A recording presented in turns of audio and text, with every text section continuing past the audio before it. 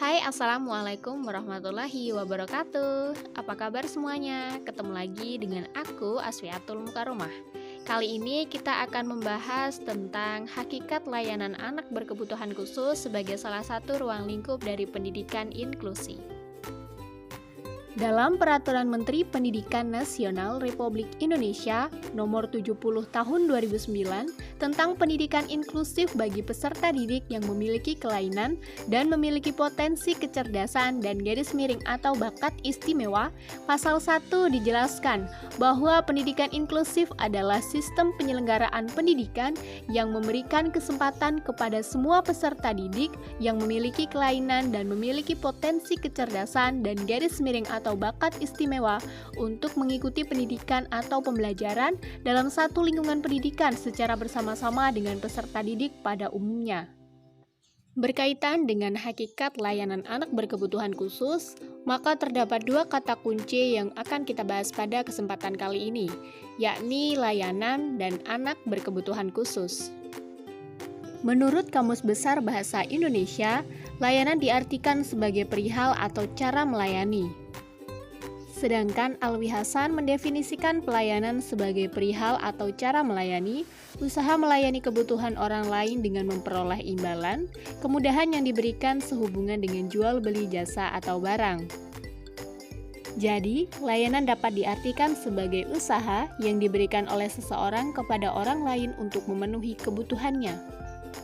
Sedangkan definisi anak berkebutuhan khusus menurut Wantani tahun 2007 adalah anak yang karena kelainan yang dimilikinya memerlukan bantuan khusus dalam pembelajaran agar mampu mengembangkan potensinya secara optimal. Kelainan tersebut dapat berada di bawah normal, dapat juga di atas normal, sehingga sebagai dampaknya diperlukan pengaturan khusus dalam pelayanan pendidikan. Berdasarkan dua definisi tersebut, maka dapat disimpulkan bahwa layanan anak berkebutuhan khusus merupakan layanan yang diberikan oleh seorang guru kepada anak berkebutuhan khusus untuk memenuhi kebutuhannya. Selanjutnya terdapat cakupan konsep anak berkebutuhan khusus menurut Widya Stuti tahun 2019 yang mengkategorikan menjadi dua kelompok besar, yaitu yang pertama, anak berkebutuhan khusus bersifat sementara atau temporer, dan anak berkebutuhan khusus yang bersifat menetap atau permanen. Anak berkebutuhan khusus bersifat sementara adalah anak yang mengalami hambatan belajar dan hambatan perkembangan disebabkan oleh faktor-faktor eksternal. Misalnya, anak yang mengalami gangguan emosi karena trauma akibat diperkosa sehingga anak ini tidak dapat belajar. Sedangkan anak berkebutuhan khusus yang bersifat menetap atau permanen adalah anak-anak yang mengalami hambatan belajar dan hambatan perkembangan yang bersifat internal serta akibat langsung dari kondisi kecacatan, yaitu seperti anak yang kehilangan fungsi penglihatan, pendengaran, gangguan perkembangan kecerdasan dan kognisi, gangguan gerak atau motorik, gangguan interaksi komunikasi, gangguan emosi, sosial, dan tingkah laku. Selain itu, terdapat pula model layanan anak berkebutuhan khusus dalam pendidikan yang terbagi menjadi dua, yakni sistem layanan pendidikan segresi dan sistem layanan pendidikan integrasi. Sistem layanan pendidikan segresi adalah sistem pendidikan anak berkebutuhan khusus di mana dalam penyelenggaraan pendidikan yang dilaksanakan secara khusus dan terpisah dari penyelenggaraan pendidikan untuk anak normal. Dalam sistem layanan pendidikan segresi, terdapat 4 bentuk pelayanan. Yang pertama adalah sekolah luar biasa, yang kedua ada sekolah luar biasa berasrama, yang ketiga ada kelas jauh atau kelas kunjung, dan yang terakhir adalah sekolah dasar luar biasa. Selanjutnya ada sistem layanan pendidikan terpadu atau integrasi, merupakan sistem pendidikan yang memberikan kesempatan kepada anak berkebutuhan khusus untuk belajar bersama-sama dengan anak normal dalam satu atap. Sistem pendidikan integrasi disebut juga sistem pendidikan terpadu, yakni sistem pendidikan yang membawa anak berkebutuhan khusus kepada suasana keterpaduan dengan anak normal.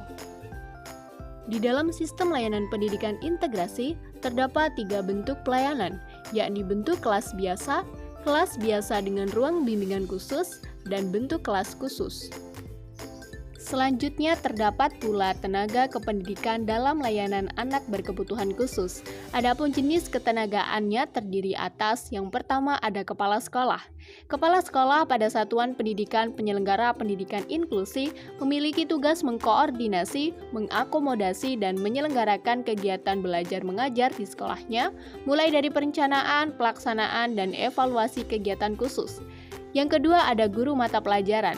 Guru mata pelajaran pada sekolah inklusi mempunyai tugas sama dengan guru mata pelajaran pada umumnya. Namun untuk guru mata pelajaran pada sekolah inklusi perlu dibekali dengan tambahan pengetahuan tentang pendidikan khusus. Yang ketiga, ada guru pembimbing khusus. Sekolah penyelenggara pendidikan inklusi diharapkan memiliki guru pembimbing khusus yang bertugas mendampingi guru-guru mata pelajaran di sekolah inklusi dalam proses pembelajaran, memberikan pengayaan, melakukan terapi, dan membimbing anak sesuai dengan kekhususannya. Demikianlah rangkaian materi yang bisa kita pelajari pada kesempatan kali ini. Semoga pendidikan inklusi dapat diselenggarakan secara merata di seluruh Indonesia. Saya akhiri, wassalamualaikum warahmatullahi wabarakatuh.